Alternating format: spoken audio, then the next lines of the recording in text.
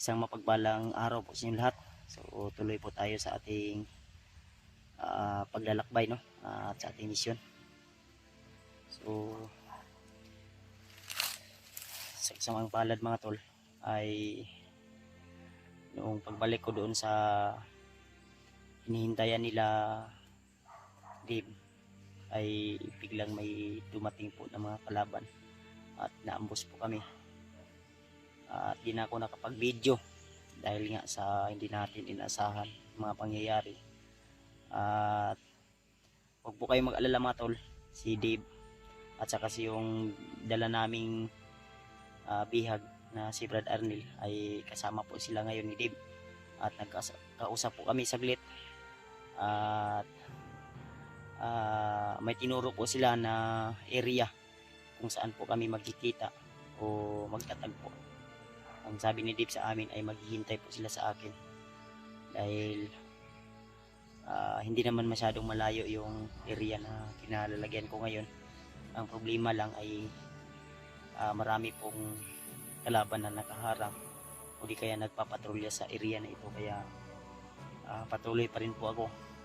Kanina ay may dumaan dito kanina at nagtago ako saglit kasi hindi naman pwede na padalos-dalos tayo tol, lalo na nalaman natin na tayo pala yung target nila at yung dala naming bihag na si Brad Arnil.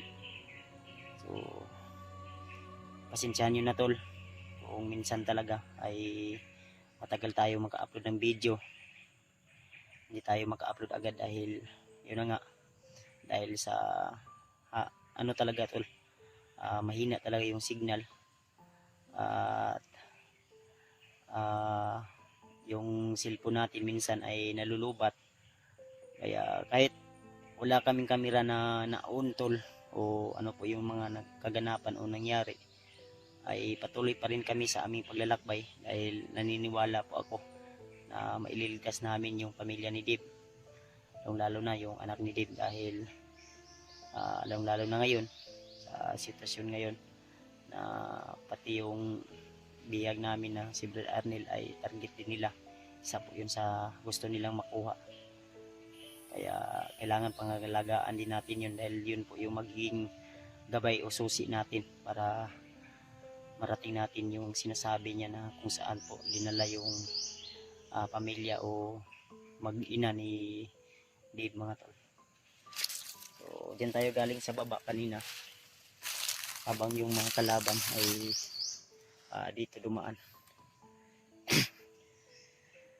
Yung ubo natin ay nandito pa rin, dala-dala pa rin natin siguro sa ano to, sa tuyo na mga pawis ko dahil minsan tol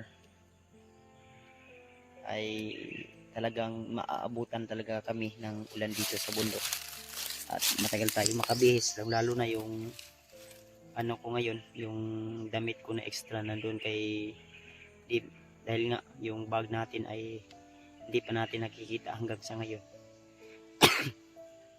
Siguro itong dahilan kung bakit ako laging nag-uubo ay sa ano siguro to, sa pawis na laging natutuyuan tayo ng pawis, kaya kasi bawal naman na maghukas o maghubad tayo dahil madaming damo dito na nakakasugat kagaya nito tulo.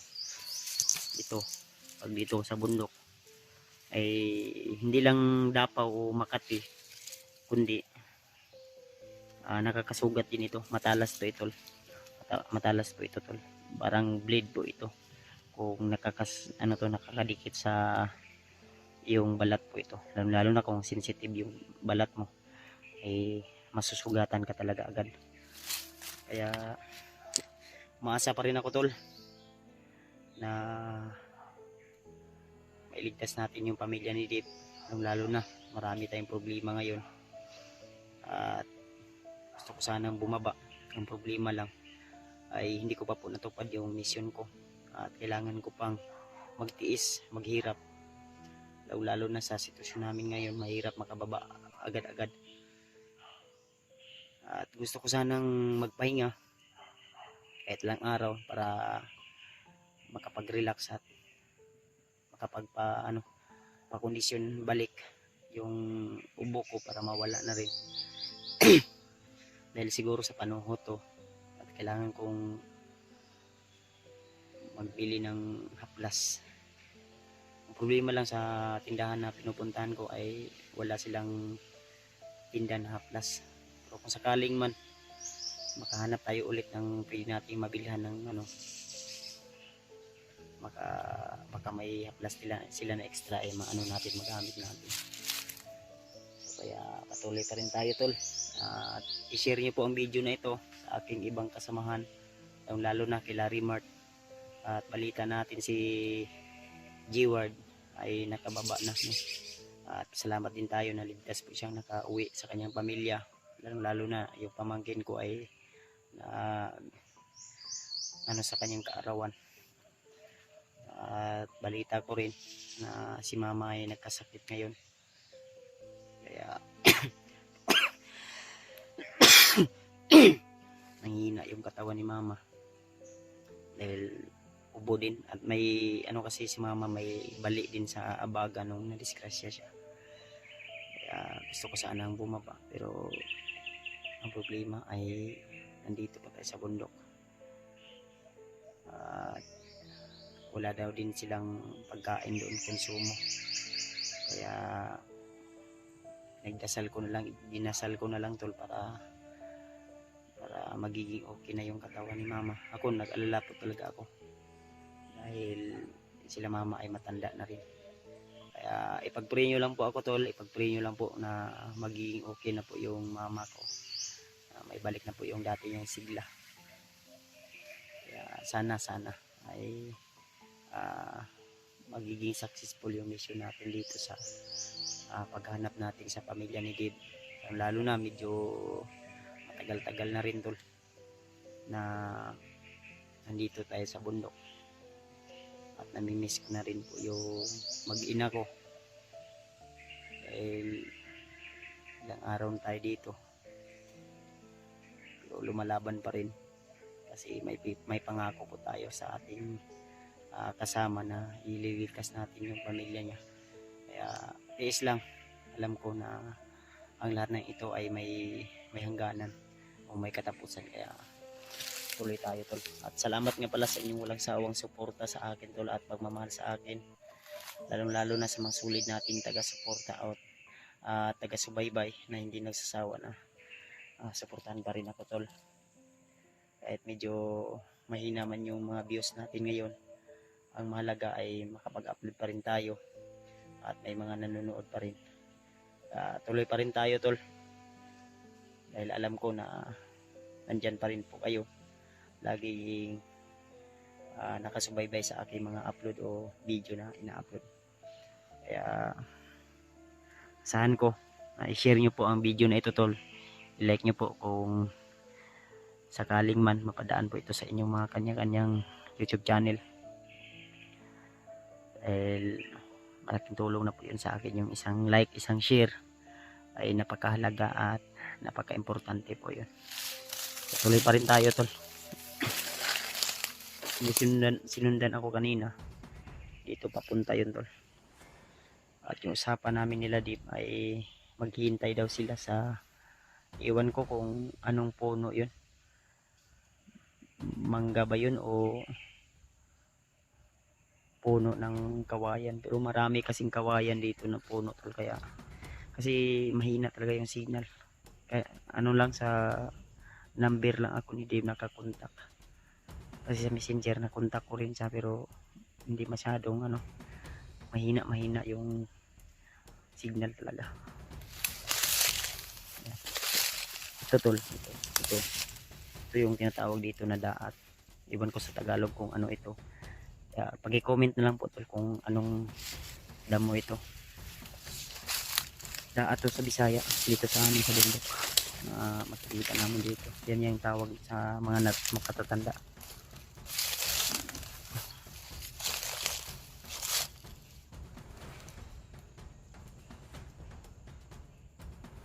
Tahimik naman yung area, pero dapat maging alerto pa rin tayo, at kung may kalaban man ay huwag lang tayong padalos-dalos, dahil isa rin ako sa target nila tol na makuha, dahil may narinig po tayo na ako daw ay isang hadlang kung ano po yung plano ng mga commander nila.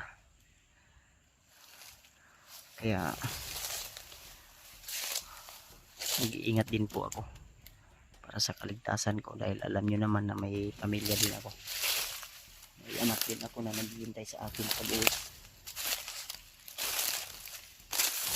Kaya hindi ako papayag ko magbihag nila ulit ako. Na siguro yung hinihintay ko na ano.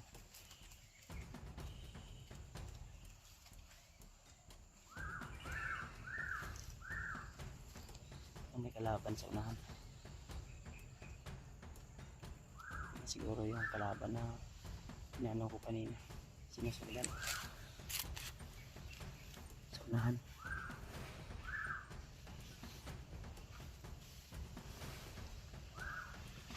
Hindi ako sure kung saan bandang bahagi sila dito, kasi yung ibon na yan tol, naririnig nyo, ay kanina ko pa yan naririnig at parang sinusundan tayo.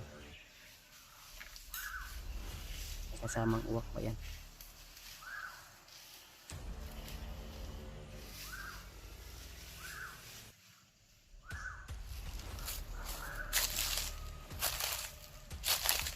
Hindi pwede tapang lahat ko, kaya pwede nating iwasan yan.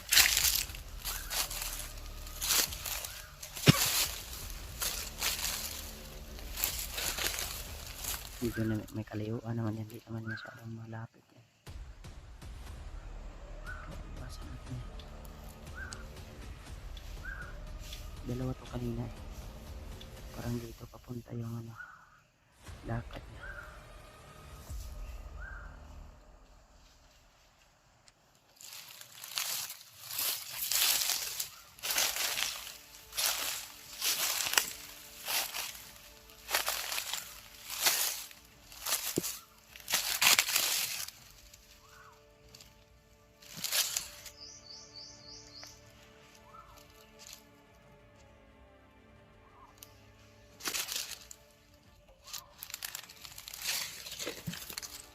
Nasa baba siya tol.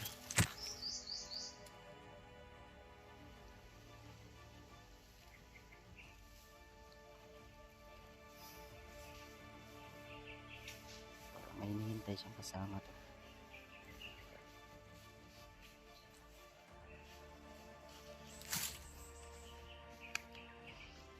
Iwasan natin to kung maaari. Hindi pwede na.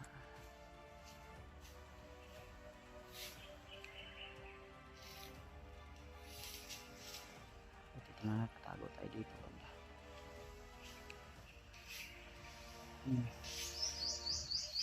May tao sa unahan po. Doon.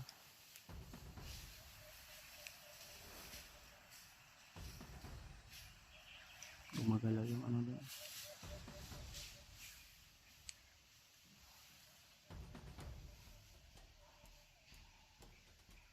Kasamahan siguro to nila. Hindi lang masyadong maingay tol sila. Pero ramdam ko na may mga kalaban dito sa paligid. Kaya kailangan natin mag-ingat. Dahil bawat galaw natin ay talagang napakadelikado.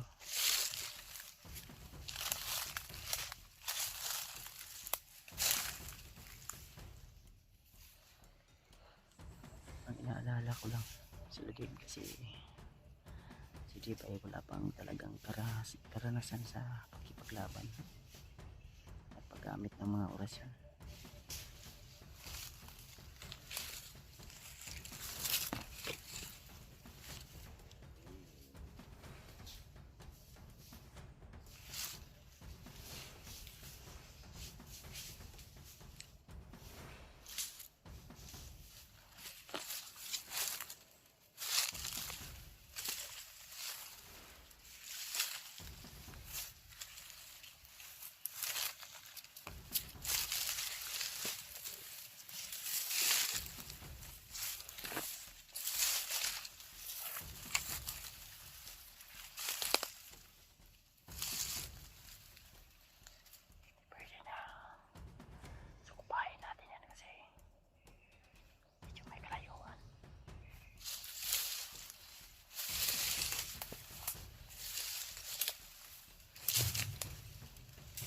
Hindi na tayo basta-basta makakita. Dahil may binatlat po ako ng orasyon.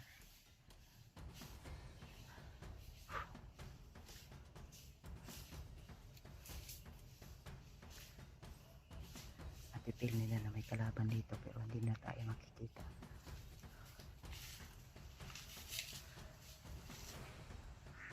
May mga dalang agimat dito pero mas malakas yung agimat natin.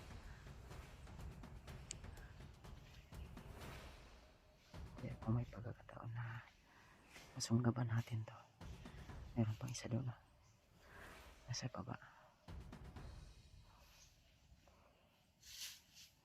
Parang dumami, naging 3 na to.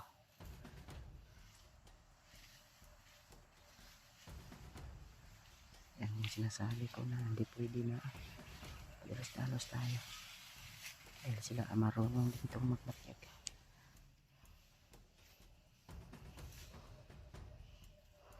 Iwasan muna natin ito. Kailangan natin lumayo dito.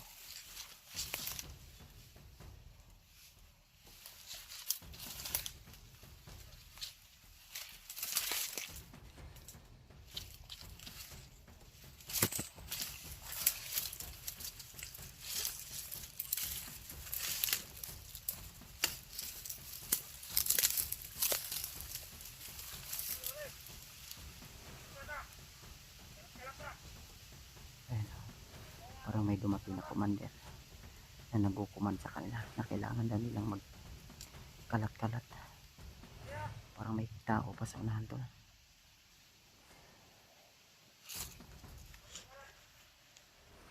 Marami to sila dito.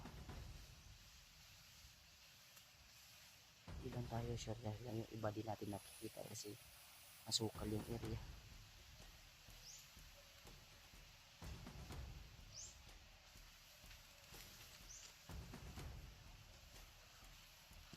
Hindi isa. Hindi masyadong makagalaw dahil marami yung damo na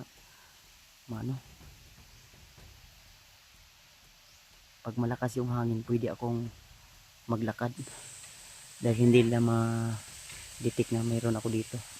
Dito ako.